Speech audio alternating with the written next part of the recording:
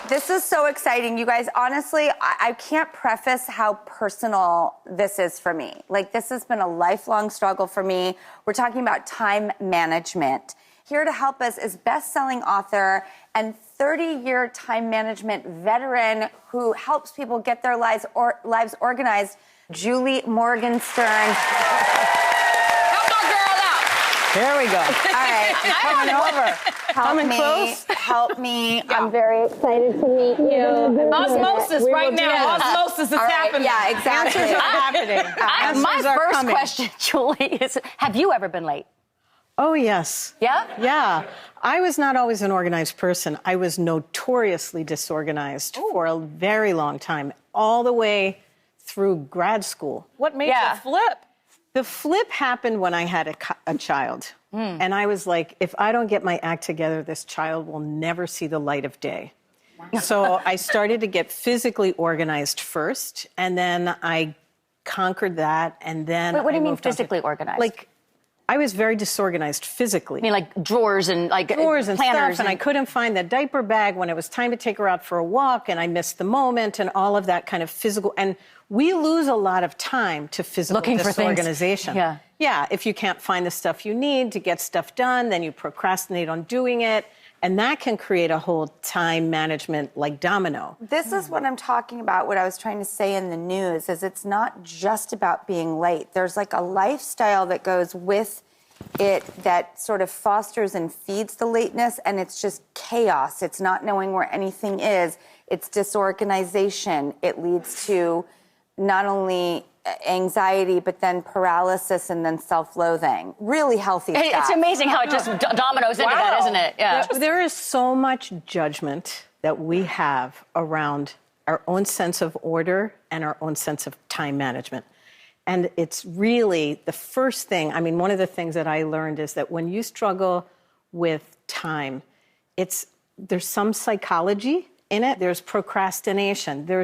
I actually think sometimes people are hyper-focusers, and so they go so deep on things, they literally lose track of time. I think the thing that I want to really stress, and as you say, like you've struggled your whole life, and there's maybe physical organization, but I think the biggest obstacle to managing time lies in our perception of time. Yes, and I know, and I'm embarrassed to admit it, but I have a really good self-awareness, which is, it's such an egotistical, narcissistic, ridiculous thing to think I could bend time or think that I could make time work for me, where I need to be more subservient and respectful to time itself and actually the way it functions rather than the way I wish it functioned, whether it's in that moment or in general. Or the way you function in time. I think we can be overly optimistic, you know, that whole conversation about time optimism, time realism. I don't buy the optimism. It's too cute. I'm okay with tough love. Like, I have a real problem and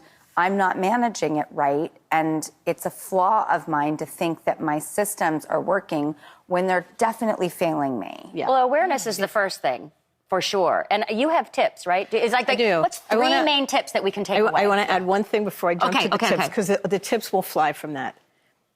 If you stop thinking of time as this intangible, stretchy, infinite, relative thing, and really my big breakthrough in my own journey was realizing organizing time is exactly like organizing a closet. Oh. If you think of a disorganized day, it's a limited amount of time that's crammed with way more things than we can possibly fit. We're shoving them into any available pocket of time or space that's physical, but in no particular order. And we lose track of things. It's not orderly. It's so haphazard. So if you think of time is just a closet. We have 168 hours in the week. You subtract sleep, your waking hours of your waking hours.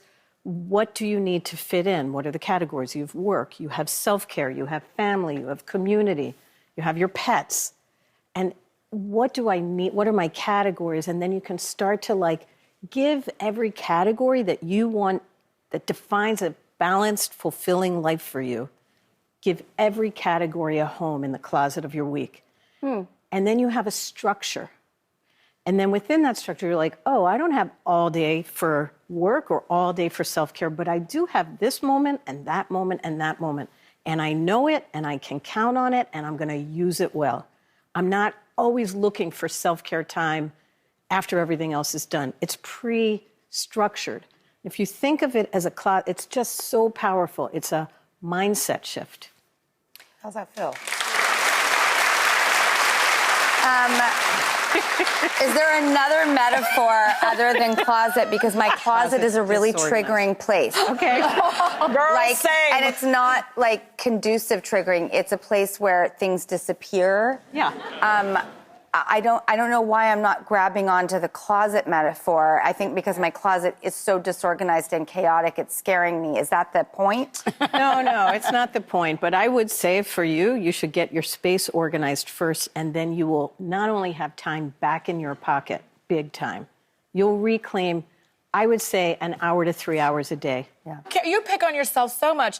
Like, I feel like probably the biggest part of the problem is that you think what you're doing is wrong or bad. It's just you. I'm not the only it's one okay. in my closet. Yeah, There are it's people messy. in my closet. Well, I also have a closet rule where if one thing comes in, 2 or 3 things got to go out. Oh my God. Yeah, because it's bad in there, right? Like, so if it's socks or bras, I just got rid of so many bras, okay? Like, I can't buy one without saying, but I have excess of the other, and then I'll just make a bag and take it to the bin for the veterans or whomever, and I just give it away. But that might be able to help you declutter. It's like something's coming in, something got to go. You know what I mean? Because the closet's only so big for me. I want to go to a quick commercial break, but before I go, I want to ask you about the 4 Ds that I can't wait to hear about. They're incredibly practical. They're great takeaways. Right after the break, let's discuss it.